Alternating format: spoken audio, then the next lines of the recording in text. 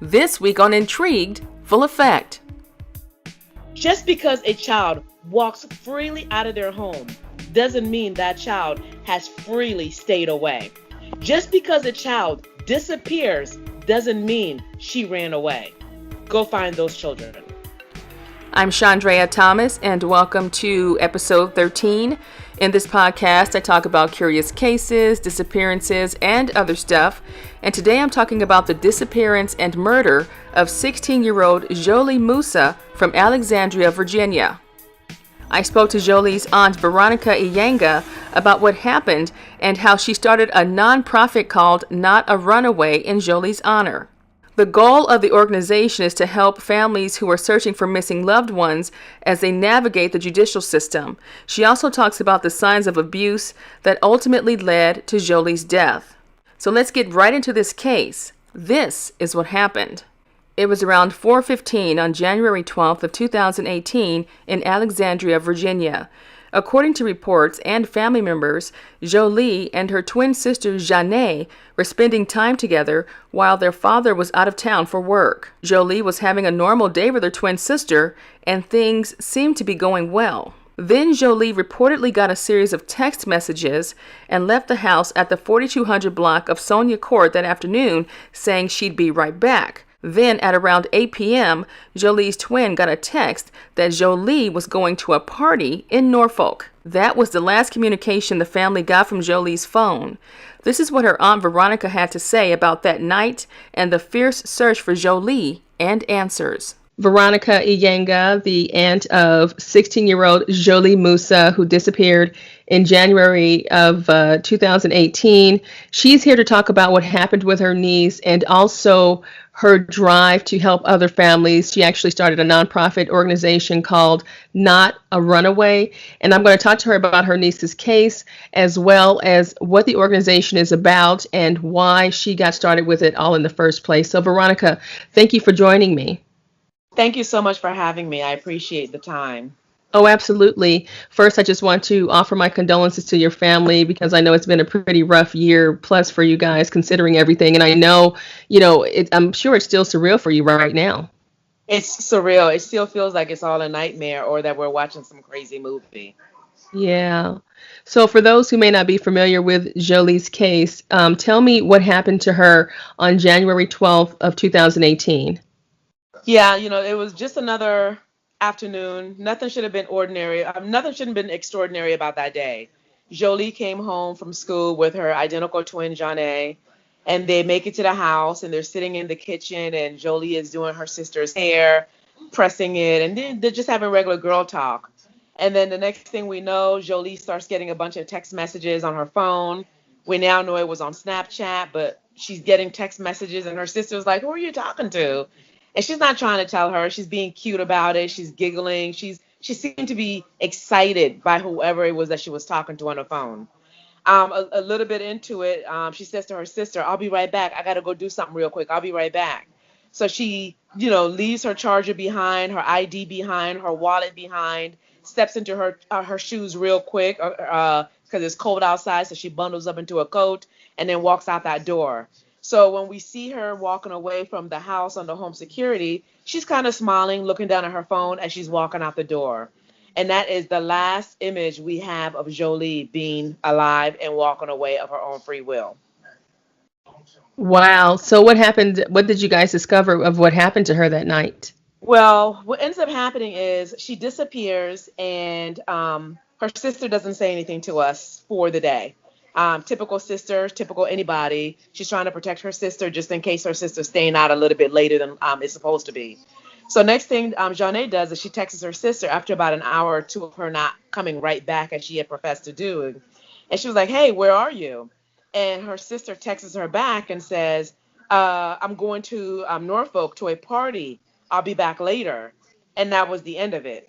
So of course now, her sister calls her to try to see what's going on, but Jholie doesn't pick up the phone and just lets it go into voicemail after it rings a little bit. So again, the teens, she ignores it and just kind of goes on with the rest of her night with whatever else they had planned to do. Now, the official cover story was they were going to be at a sleepover anyway. So from a family perspective, we had no reason to think anything was wrong. The only person who knew something was wrong at that moment in time was her twin, who was just kind of like, wait a minute, you said you were going to go right back. You're supposed to go to this thing with me, and you didn't come. And that was the end of it. Now, all night, her sister, Janae, is calling her sister's phone, and she's kind of holding this all to herself, this heavy burden all to herself. It's not until the following morning when she just says, there's something wrong. I haven't been able to get a hold of my sister all night long. And that's when she told the family. This is now Saturday when the rest of the family is being brought into the loop that there's something wrong with Jholie. At that point, we reached out to her dad, who's, again, on a undisclosed location overseas working, and mom and everybody is flying into town because we were out of town for the weekend and weren't expecting anything to happen with the girls. We start looking for her on our own. We're driving around to different houses to see where she might have been or who she might be hanging out with. We call Fairfax County Police at that point in time. They don't show up until literally the next day on Sundays when they came. So we've lost a whole day now of wondering what's going on with her. By Sunday, mom is now in town and the whole family is now in town. And now there's a problem because we still haven't heard from her.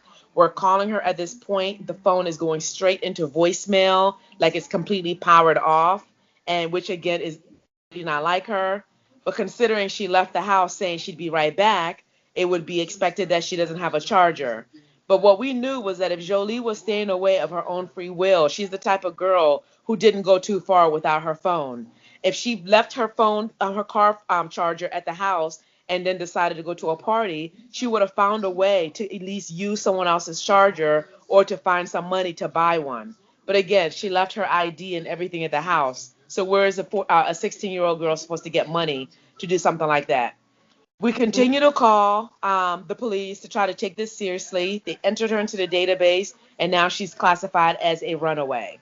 We know our girl. We know this is very uncharacteristic. She is an AB student, an honor student in her school. She is focused on her academics. She has a birthday coming up in a few months. She's trying to get a car. There is absolutely no way Jholie would do anything to jeopardize the amazing future she had laid up in front of her.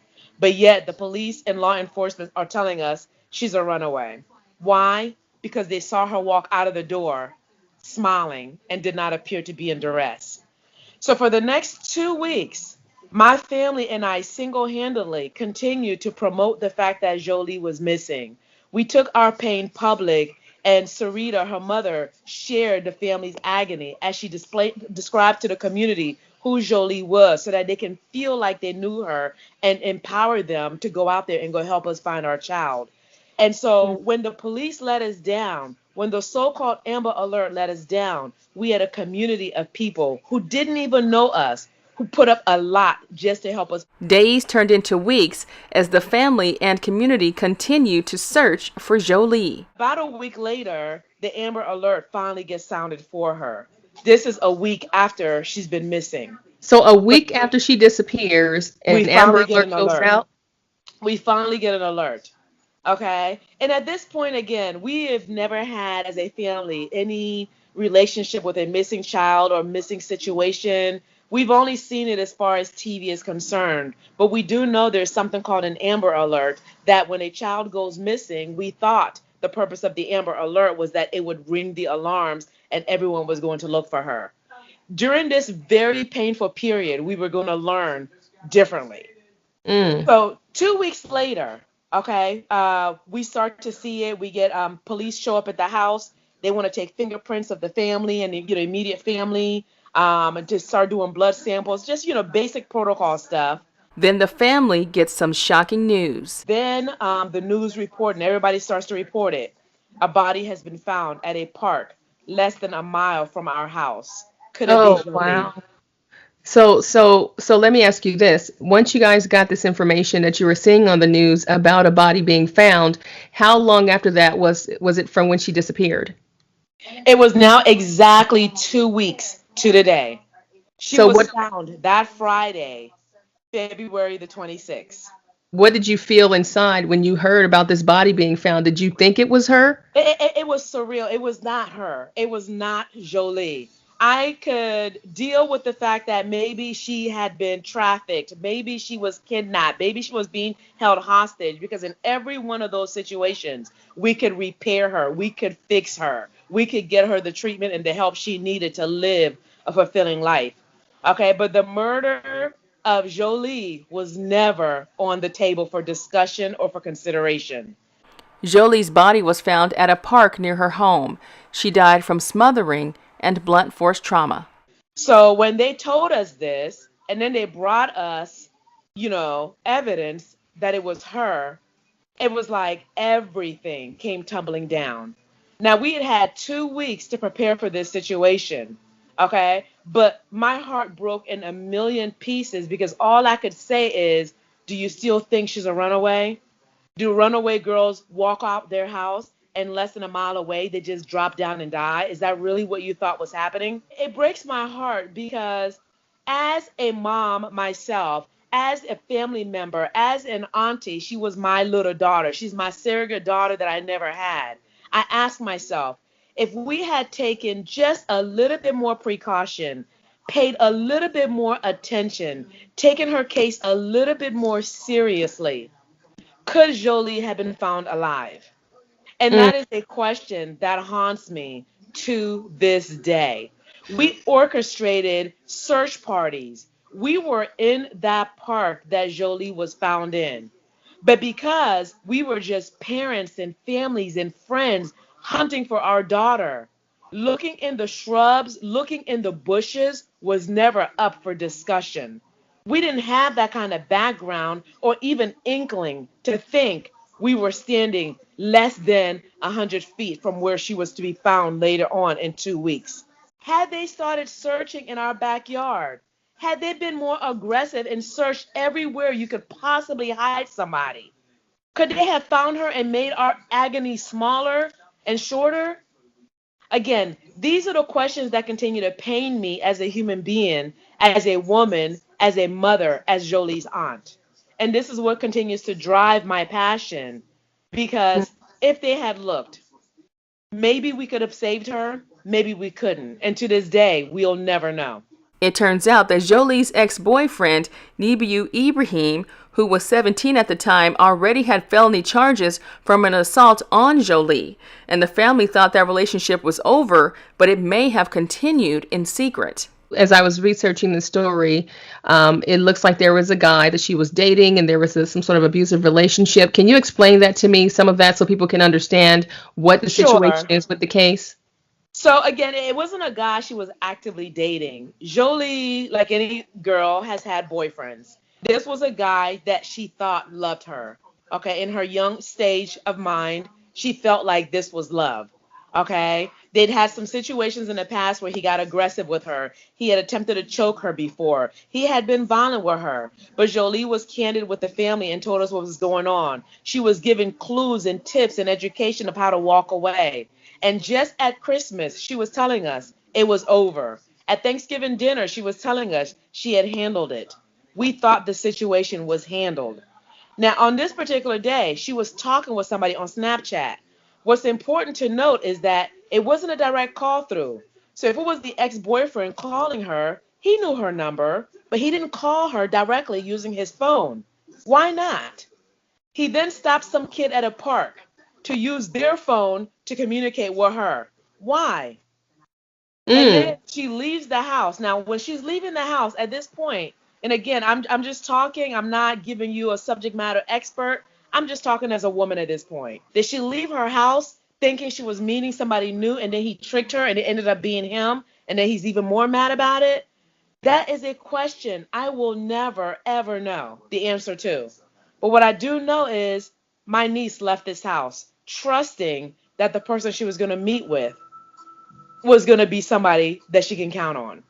And that's not what happened. The family says it was a toxic and abusive relationship.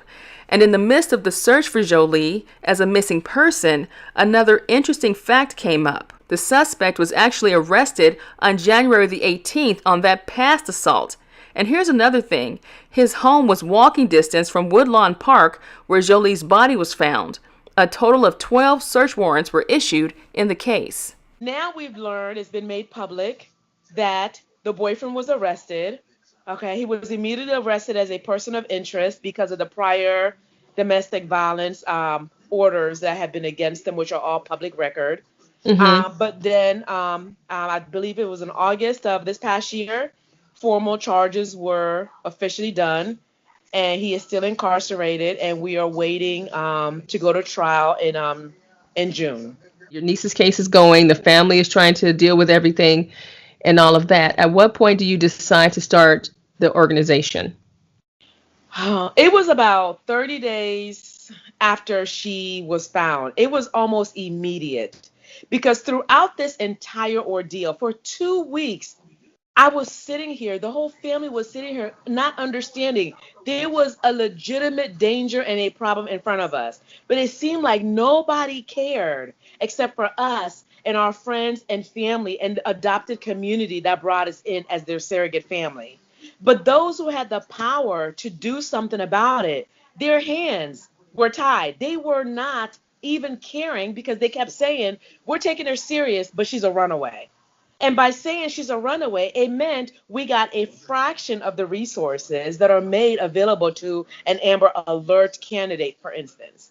And so when this entire ordeal went through, when they finally found Jholie, you're so filled with bitter remorse, so filled with so many angry thoughts, but you don't know who you're angry with. Was this God's will? Is this what he had written in the cards for Jholie all along? Or did we dramatically let her down? Because if we let her down, like I believe we did, we owe her a debt that is so great it could never be repaid back.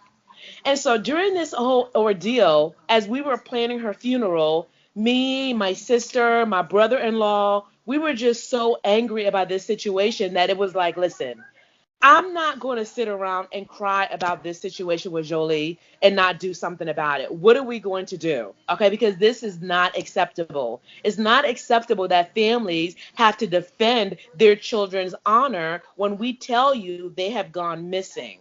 When a criminal commits an act of violence, he is given reasonable doubt. We automatically assume he's innocent until we can prove that he's guilty.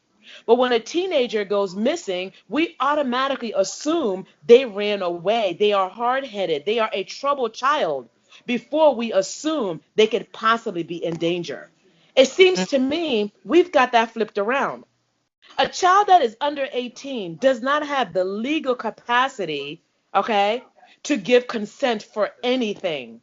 So when I tell you my child didn't make it home today and we need you to go find her, go find her. It is with that passion that we decided to create an organization called Not a Runaway.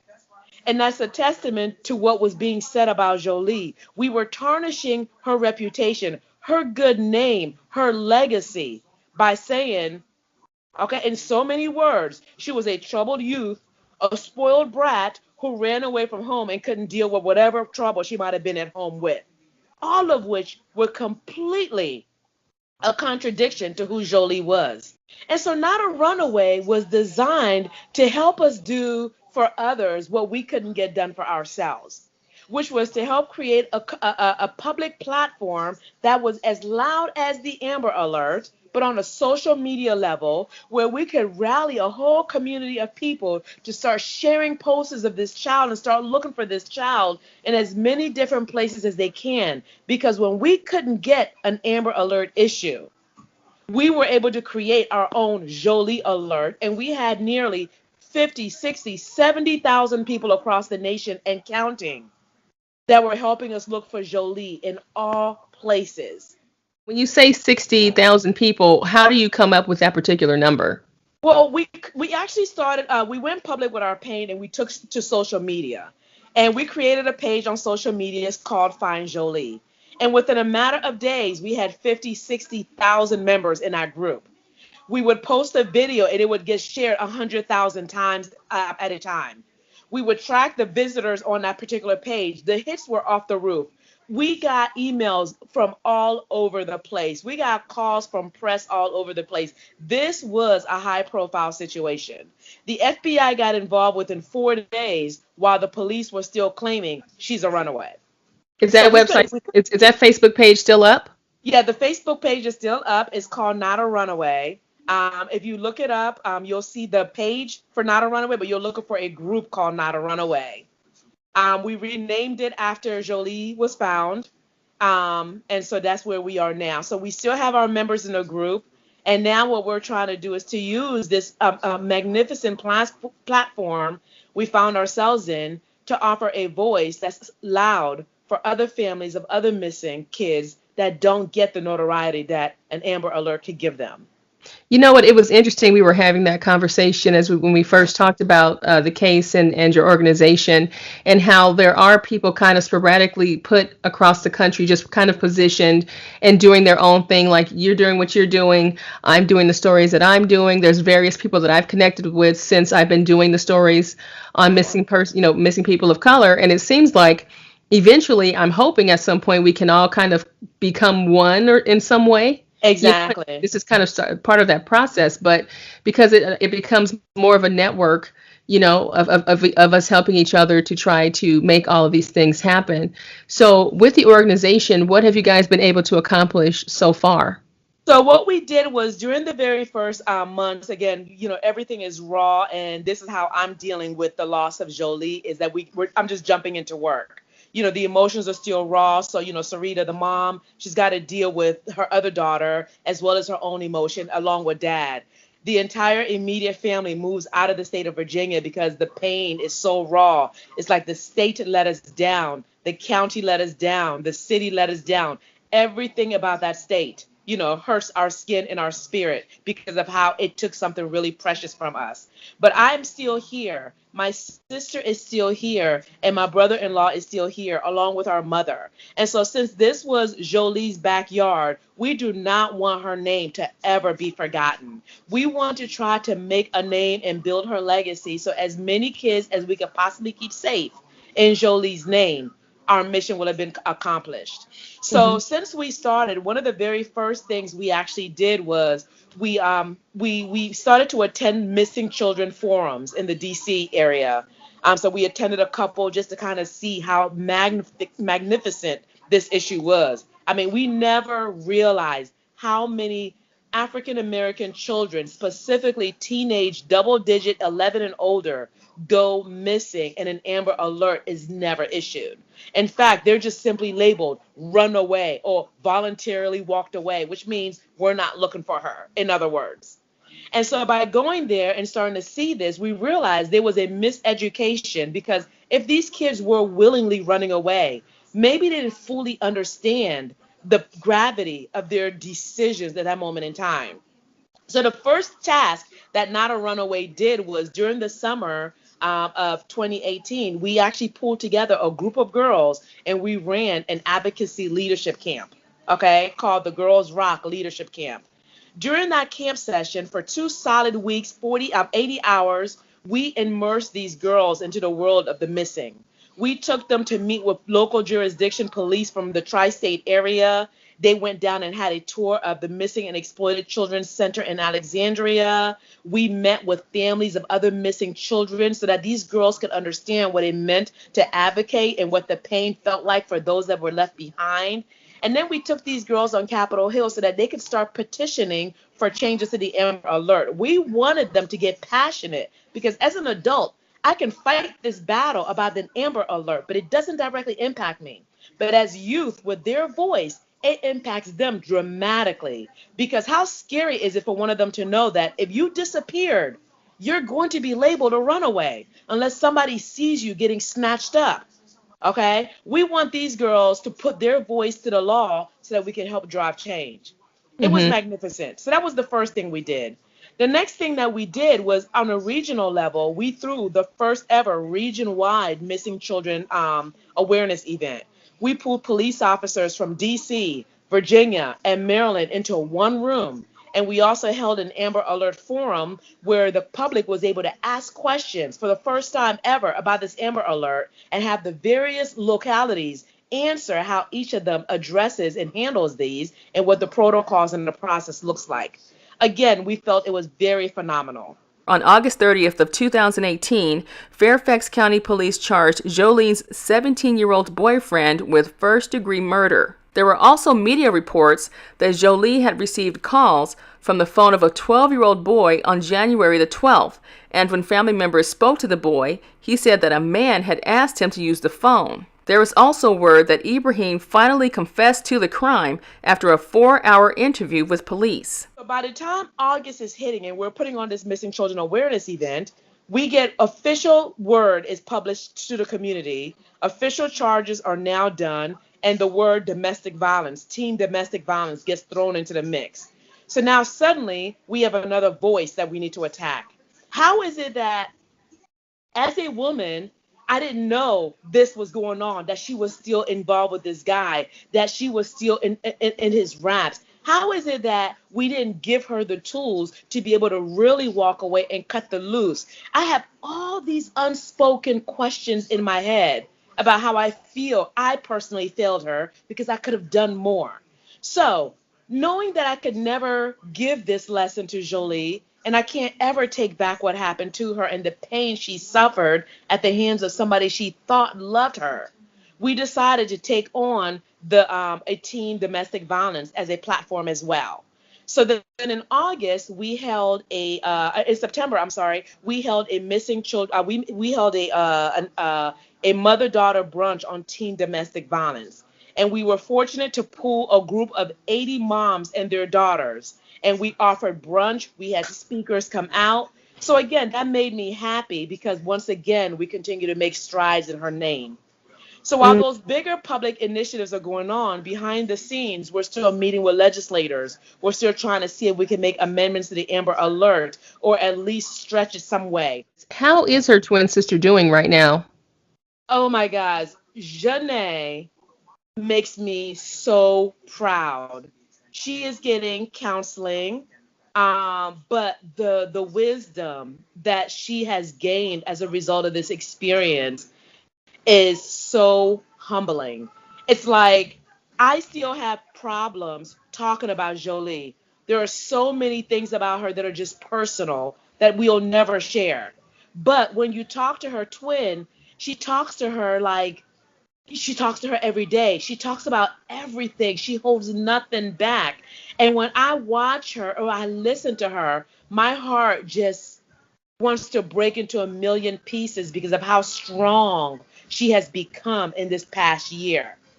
It's funny how sometimes you don't know how strong you are until you're put into a situation where strong is all that you can afford to be. And Janae makes us so incredibly proud to know her, so incredibly proud to share blood with her, okay, and to be able to call her my niece. If you were able to give Jholie some wisdom and knowledge, what would you say if you had that opportunity? Because these words that are coming from you right now could be very impactful for someone who's listening to this. What would you have said to her that you didn't get a chance to say? Love should never hurt. I don't care how much he says, I'm sorry. I don't care how much he makes you feel good. When a man or a woman, okay, when somebody loves you, they will lift you up and keep you up at all times. They will never tear you down. And the first time somebody pushes you, makes you feel less than you deserve, or hurts you, don't go back because it's not going to stop. They never do it just once. If I could hold Jholie in my hands, in my arms right now and hug her, I would almost want to escape with her. But until she understands that she is worth so much more, Jholie, we love you so much and you have such an amazingly powerful future. But sometimes we let love get the best of us in our quest to want to be loved so bad. We think this is what we want to do. In our little girl minds, we make decisions that impact our lives. In our big girl's minds, we continue to make decisions. But until she's ready to gain that knowledge, to understand what love is and is not, man, if I can turn back the hands of time. As far as the families that you have been able to help since your niece passed away, what are you hearing from those families? How many people have you guys been able to help? And what is your end goal? Okay, very so we've actually so since January we have actually been able to work with 3 independent families that have reached out to us to use our platform.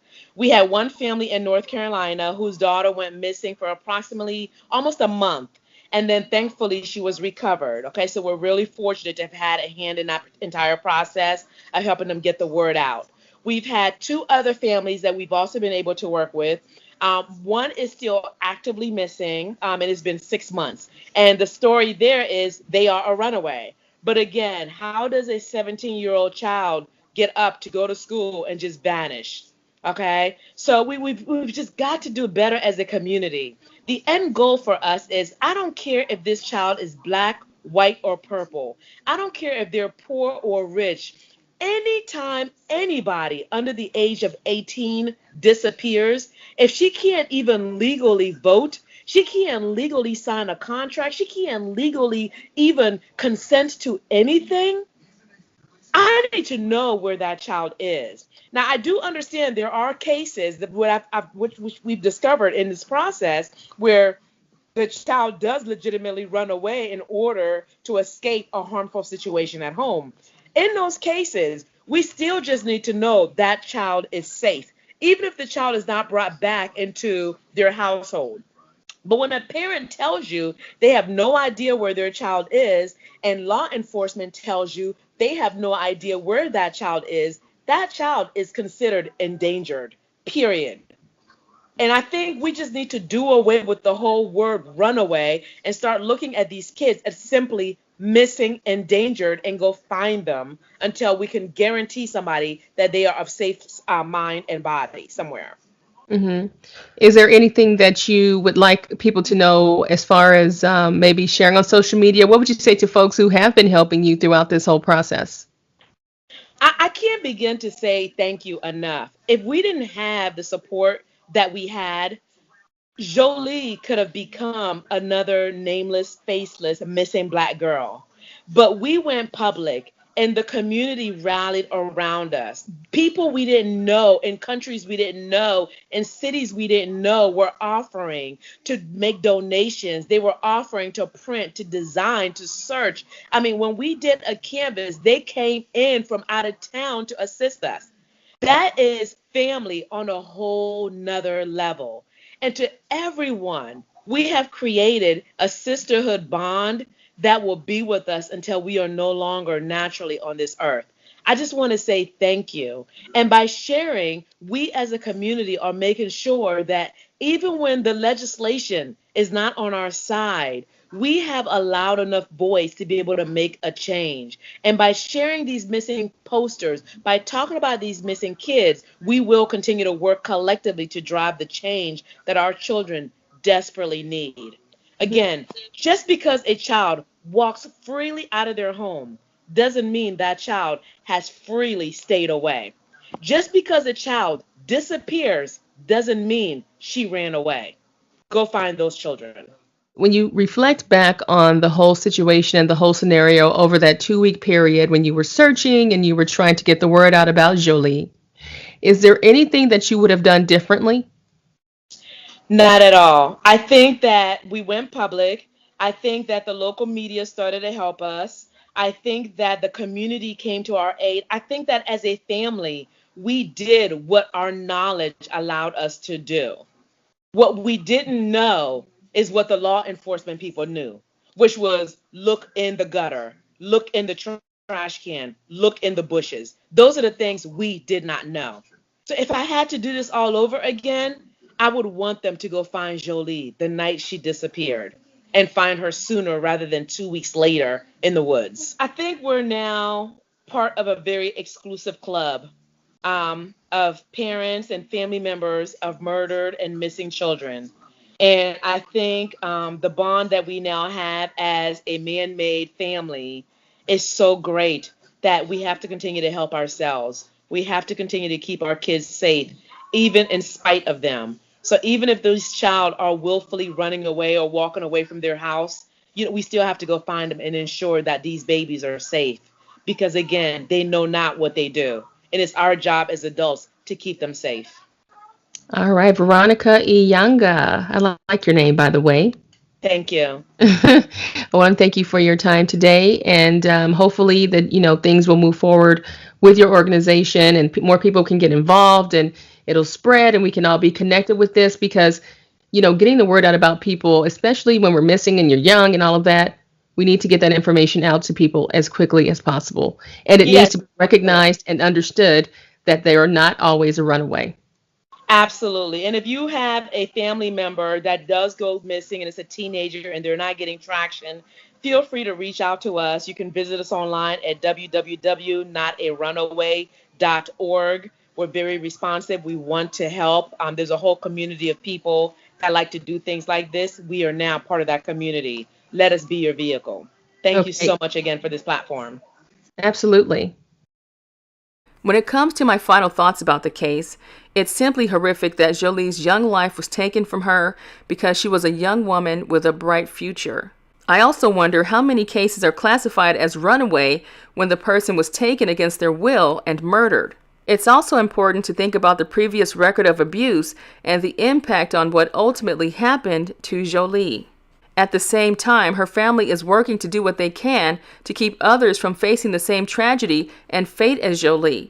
And it's clear that knowing the signs of abuse is the first step to survival. I think the mission of Not a Runaway is awesome because if the family can't get an Amber Alert or media coverage, they do have the strategy of using social media as a form of an Amber Alert. And that can reach thousands of people at one time. And we all know the power of social media. And here's some other information to walk away with. Experts say over 2,100 kids go missing every single day. And according to the FBI, nearly 35% of missing persons cases are kids under 18 years old. As for Ibrahim, he's set to go on trial for first-degree murder charges and is facing life in prison. I'll be sure to keep you updated as I get that information in. Thank you for listening to my Season 1 finale. Now, I will be on a short hiatus while I move to Arizona for my new job as an anchor and investigative reporter in Arizona. So that's some good stuff. And my storytelling won't stop. So I will be back with more stories, and I will give you updates on the stories that I covered in Season 1. If you have any cases that you want me to check out, just visit me on the Intrigued Full Effect website or via email at intriguedfulleffect@hotmail.com. Until Season 2, be safe and stay true.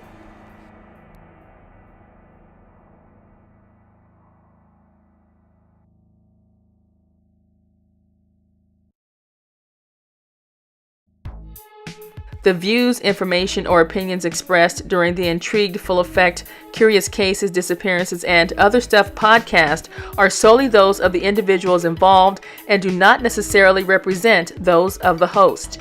The primary purpose of this podcast is to educate and inform. The host of this podcast assumes no liability or responsibility for any activities in connection with opinions shared in the podcast. The podcast and blog associated with it shall not be used in any legal capacity or as a basis for expert testimony. Any copyright material in the podcast is approved by the owner or is part of the public domain. Music by Pond 5.